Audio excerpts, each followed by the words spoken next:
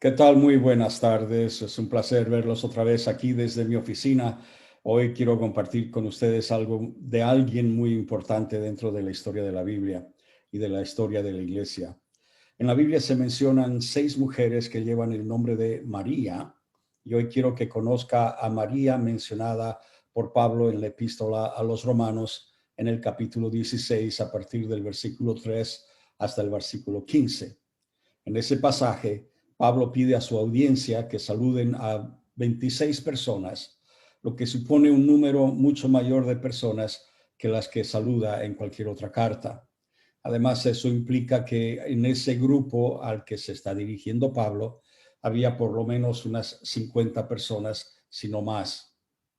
Es de suponer que el objetivo de Pablo aquí es consolidar su relación con los cristianos en la ciudad de Roma, estableciendo que él y ellos tienen amigos en común.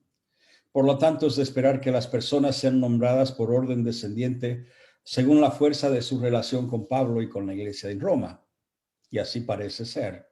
Los primeros que se mencionan en esta lista son Priscila y Aquila, que eran bien conocidos por Pablo y también importantes para la iglesia de Roma, ya que la iglesia se reunía justamente en la casa de este matrimonio.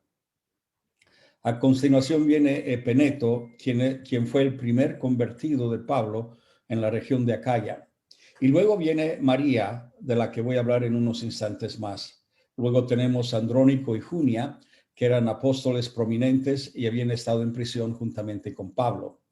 Los 20 individuos restantes se mencionan solo en 8 versículos, mientras que Junia ha recibido mucha atención y hay mucho material acerca de ella. María pasa casi desapercibida. Se la menciona por delante de Andrónico y Junia, lo que parece sorprendente, ya que Pablo no da ninguna indicación de vínculos personales con ella.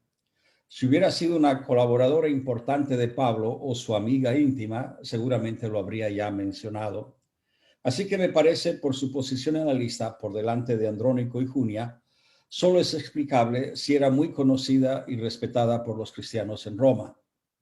El público de Pablo, por supuesto, habría sabido de su prominencia en su iglesia, por lo que Pablo no habría tenido necesidad de mencionarlo.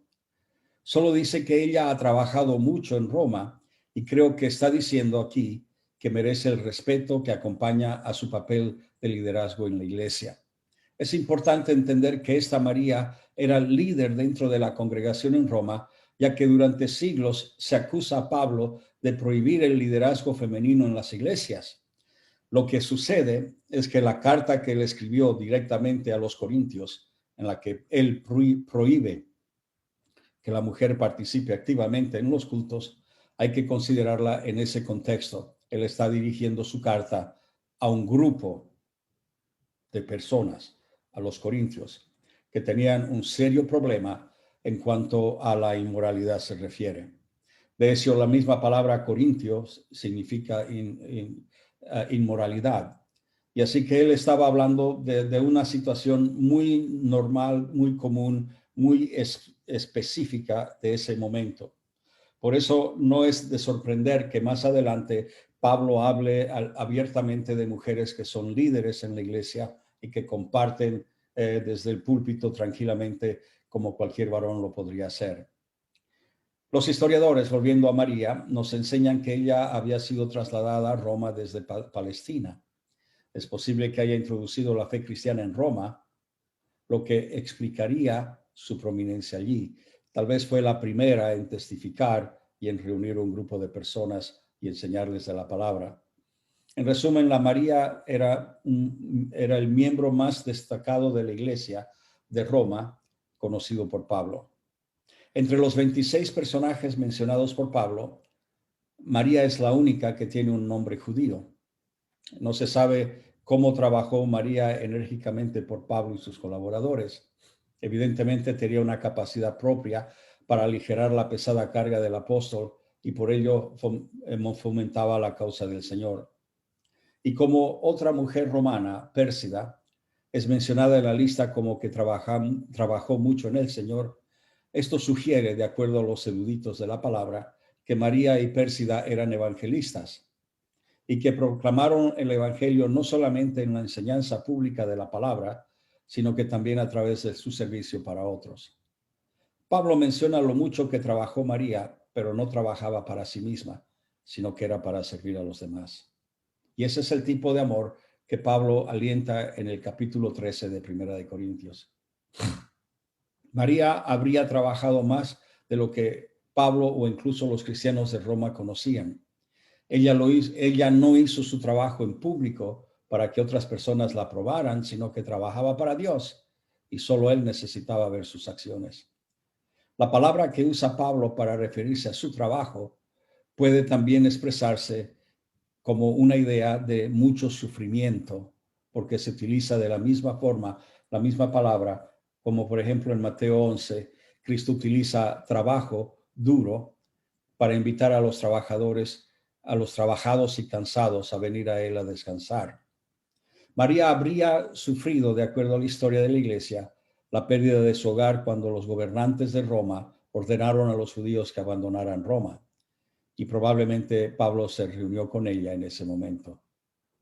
Sin embargo, María eligió volver a Roma para continuar con su trabajo allí. Parece que también María había sufrido la pérdida de su marido, y eso parece probable porque no se menciona el marido por nombre en esta epístola. Si estuviera con ella, esperaríamos que Pablo la saludara también. Así que podemos suponer tranquilamente que María era viuda, o quizá su marido la dejó por su confianza en Cristo, por su fe en Cristo. Pablo instó a las iglesias a apoyar a las viudas mayores que realmente trabajaban para Dios y servir a su pueblo. Y lo vemos, por ejemplo, escrito en 1 de Timoteo 5. Pablo respetaba mucho a las mujeres y en especial menciona a María, María la de Roma, como nosotros la conocemos hoy. Una mujer que trabajó y ayudó y apoyó al apóstol. Y yo doy gracias al Señor porque en la catedral hay muchas mujeres que, como María la de Roma, trabajan en silencio para poder ayudar a los pastores a que se haga lo que debemos de hacer como pastores.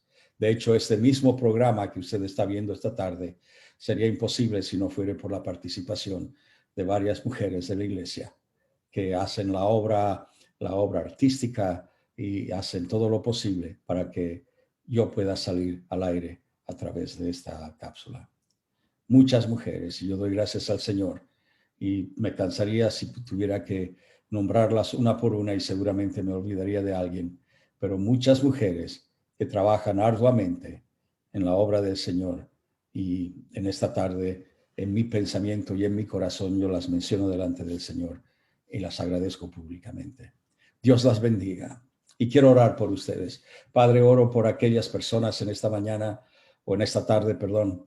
Oro por aquellas mujeres que trabajan en silencio en la iglesia, en distintas funciones, y que hacen posible que la labor de los pastores y de los ministros se pueda llevar a cabo en buena manera. Te doy gracias por ellas. Son las Marías de la catedral, que tal vez no se escribe mucho acerca de ellas, pero sin ellas no podríamos funcionar. Yo te doy gracias por cada una de ellas en el nombre de Jesús. Amén, amén. Bueno, una vez más yo les agradezco su atención. El Señor les bendiga ricamente y si así Él lo dispone, mañana nos vemos otra vez. Buenas tardes.